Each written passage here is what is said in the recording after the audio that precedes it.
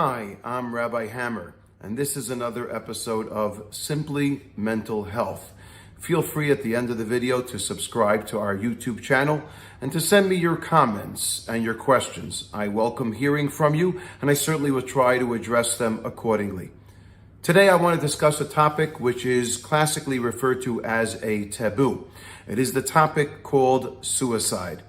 And many people are afraid to say that word, including many mental health professionals. I know that our personal experience here in Israel, there are many psychiatrists, psychologists, and mental health professionals who are wary about using the word suicide or speaking or addressing people and asking them whether or not they are contemplating or thinking about or along the lines of taking their own lives. It is important to address this issue because it is a very real one and something that certainly can fester within people who are suffering from certain conditions of mental illnesses. I know that in Gila's case, it would have been beneficial for her to hear from someone about contemplating suicide or being asked whether she is contemplating suicide and discussing some of the features or some of the symptoms that she might reveal in contemplating that path of taking her own life. And so it is important for us to address this topic at hand. I'm fully aware that to address suicide, that would be a huge topic to be able to address within 5 minutes of this video.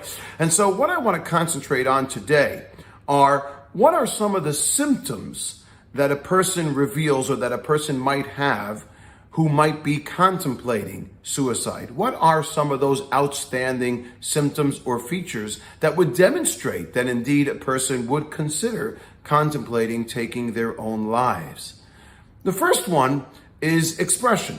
The person themselves might say outright that they are considering hurting themselves or even killing themselves. Now, there are two things that are important for us to identify here. The first is that people who suffer from mental illnesses sometimes scare us. When we see them, they act with a strange behavior, or they may react differently, or they might have mood swings that might be foreign to us. And many of us have a tendency to be afraid of them because of what they might do to us. But it's important for us to understand that people who suffer from mental illnesses, the majority of them, are most dangerous, not to others, but most dangerous to themselves. The second thing that's important for us to know is that when a person expresses the need or contemplating hurting themselves or even killing themselves, it's not always verbal, but could also be through writing. So if we find papers or addresses or letters or notes that they might leave and write about hurting themselves or about taking their lives, obviously, this is a very strong symptom and sign that we have to take seriously in which they are considering that tragic consequence. The second sign is a feeling of hopelessness, whereby the person themselves might feel that all of the doors in front of them are being shut.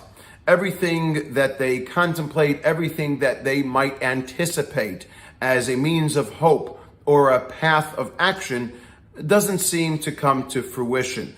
This can be very frustrating for a person, and as a result of that, they find themselves at times, many times going into depression, which is something that we'll discuss as well, but they can find themselves becoming isolated, giving up, and lifting their hands in defeat, no longer willing to demonstrate or to grapple with ideas or possibilities that might be out there. I remember, just on a personal note, when we asked Gila when she was suffering from depression and indeed probably at that point already contemplating taking her own life, when we asked her, we want to paint your room, and we were trying to cheer her up, and we said, what color would you like us to paint your room? And she said, black. That is certainly an indication of someone who is suffering from depression and who might feel these feelings of despair, loneliness, isolation, desperation, in which they do not know necessarily how to climb out of that. And that certainly should be a warning sign that that person could be contemplating this tragic end.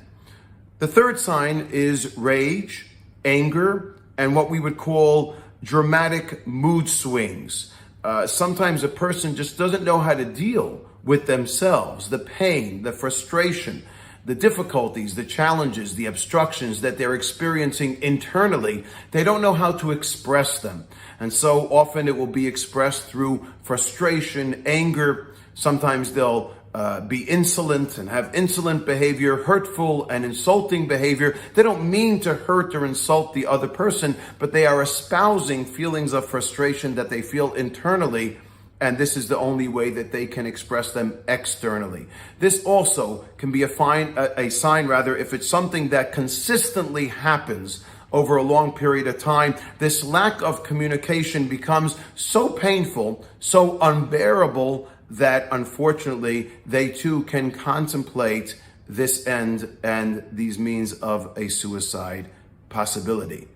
The fourth possibility, the fourth distinction, I should say, the fourth sign is an increased withdrawal, whereby a person no longer socializes, no longer is involved in social circles, perhaps their family, perhaps their friends. They remove themselves from social spheres. Gila herself was a social butterfly.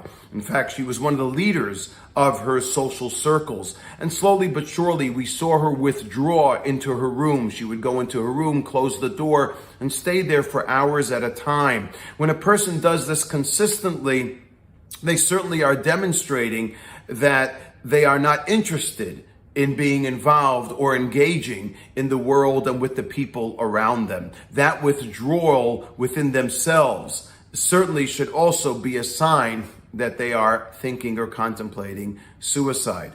A fifth sign is when they express that they have no reason or no purpose for living. Now, let me be clear. It's not always that they express this or that they say this, but they may exhibit it by means of their behavior or lack of it thereof. I.e., if they don't have something within their schedule, things to do, things to be involved with, activities that they find interesting or that they want to engage in, and slowly but surely they become inactive and they are no longer involved in average activities of during the day, that too can be a sign that they are just losing hope. Now, it's important for me to demonstrate, or to say rather, that someone who classically suffers from depression, one of the most important things that they need to be told or that they need to have is some sort of framework, an ability to function during the day, a place to go, an exercise to do, an activity to engage in. That gives them a sense of hope. It gives them a sense of, I have something to live for.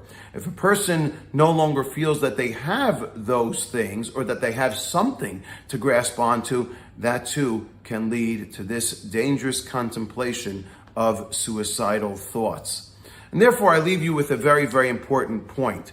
And this is extremely important for us to understand. If, God forbid, and I'm not suggesting that all of you should do this, but if, God forbid, we meet someone or we know someone, a friend, a family member, a colleague, an employee, someone that we know well, and we see them slip into signs of depression, anxiety, they seem to be in a place of desperation. At some point, it's extremely important for us to ask them, are you contemplating suicide? Are you thinking about killing yourself? Now, when we ask that question, it should be done without anything that could be translated as patronizing. It should be done direct and succinct without any guessing games. And I'm not suggesting that anyone that you meet with depression that's close to you, that you should ask that question. But certainly if, God forbid, you're in a situation where you feel that that person is indeed contemplating or is at the point of them perhaps taking their own lives, then that question needs to be asked. And the reason why, and this goes back to what I said at the beginning of the video, the reason why is because if a person is bearing that burden upon their shoulders, they know that it's not the norm, that they're deviating from the norm by thinking about taking their lives. They know that it's an action that they should not take, and yet these thoughts are haunting them, and it seems to be almost a viable option for them. By a person asking them that question, are you thinking of killing yourself? Are you contemplating suicide? They can say to themselves, wow, here is someone who indeed understands me. Here is someone who's not afraid to address or use the word suicide, and a huge, heavy burden can be released from their shoulders in an empathetic way. They say, here is someone who I can deal with, who I can speak to, and who understands me as well. And it's extremely important for us to be able to demonstrate to that person who might be considering these desperate measures. I thank you for listening today. I hope and pray that we should never have to put some of these ideas into action, but it is nonetheless important for us to understand and to identify them. Let us hope and pray that all of those out there should have and be healthy, that we should only experience good things, and I wish and bless all of you with a wonderful and healthy day. Once again, I remind you, if you'd like to subscribe to the channel, please do so below, and I welcome hearing from you, your points, your observations, and your questions, and I will get back to you as soon as possible. Have a wonderful and blessed day.